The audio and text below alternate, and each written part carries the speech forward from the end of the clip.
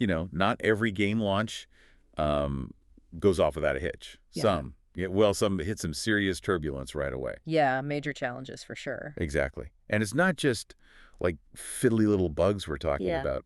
These things can have real consequences sometimes. Yeah. Yeah, pretty heartbreaking ones for the teams involved. For the people making the games, absolutely. The human cost.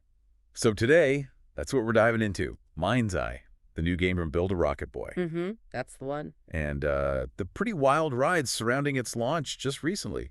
Quite tumultuous, really. Right. Our mission here essentially is to unpack the sources. Well, a disastrous launch. Disastrous launch, yeah. That's the term floating around. And kind of connect the dots, between what players actually experienced, what the immediate impact was on the studio, and, well, the uncertainty that creates for the future. And when we say disastrous, I mean, the sources paint a really stark picture, don't they? It all happened so fast. Extremely fast. MindsEye launched with significant performance problems. That's the quote. Glitches, too, persistent ones. Even AI issues, apparently. Yeah, like characters acting weirdly, enemies just getting stuck, stuff that really breaks the experience. Which led straight to, you guessed it, mostly negative user reviews. Yeah.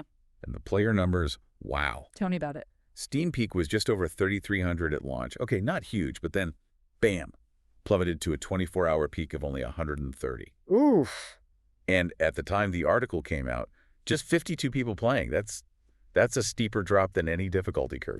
Yeah, no kidding. And it shows how that instant feedback loop in digital games works, doesn't it? Reviews, streams, refunds. It's hyper-accelerated failure almost. Exactly. A game's reputation can just get tanked in hours, not days or weeks. So those early technical problems, they become exponentially worse, catastrophically so. We saw that here, right? Yeah. Sponsored streams apparently got canceled almost immediately. Yep. And the sources mentioned players getting refunds, even from Sony's platform. Which is known for being pretty stubborn about refunds, yeah. Yeah. Normally stubborn, exactly. So it wasn't just a rocky start. It snowballed incredibly quickly into like a potential financial crisis for Build a Rocket Boy. Yeah. Hit those potential long-term earnings hard. And with that immediate financial hit clear, let's talk about maybe the toughest part, the human impact. Yeah, the layoffs. Sources are saying Build a Rocket Boy started a redundancy process, affecting over 100 employees. Over 100. That's significant. And it confirmed, right, there's a formal process underway. Yeah, standard 45-day consultation process. Started June 23rd. Apparently, that's a UK legal requirement when you propose 100 or more redundancies in a 90-day window. Right. So this is official. Imagine the anxiety for those staff members, knowing their jobs are on the line directly because of how the game landed. It's brutal. And it kind of shines a light on the psychological pressure cooker developers are in. The co-CEO, Mark Gerhard, sent an email to staff. IGN saw it, apparently. Right. What did it say? Well, insisting they were still committed to MindsEye, but also talking about needing to shift gears, basically, from that intense development and launch phase to a sustainable post-launch support phase. Makes sense on paper.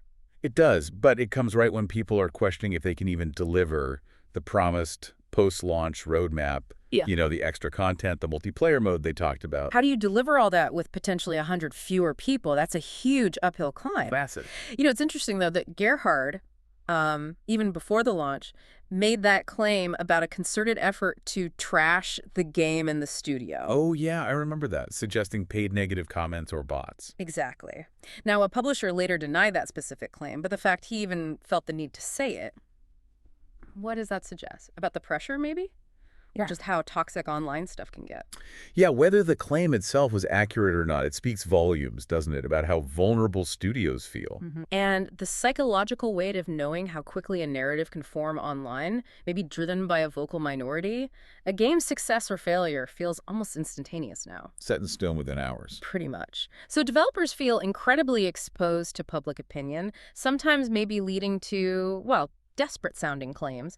This whole thing just underlines the razor's edge so many studios walk, years of work, potentially up in smoke over one bad weekend. So wrapping this up then, the sheer speed and, frankly, severity of this whole situation, game stumbles, reviews bomb, players leave, mass layoffs initiated. What does this tell us, really, about how volatile modern game development is? It's incredibly volatile, the stakes are immense, and the margin for error feels smaller than ever. And what about the longer view? The ripple effects for Build a Rocket Boy, maybe even the wider industry? Especially when you remember MindsEye was originally part of that huge, ambitious Everywhere project they announced. That's the big question, isn't it? How does a studio recover momentum and trust after something like this? And what lessons does the rest of the industry take away from it? It's Yeah. definitely something to watch.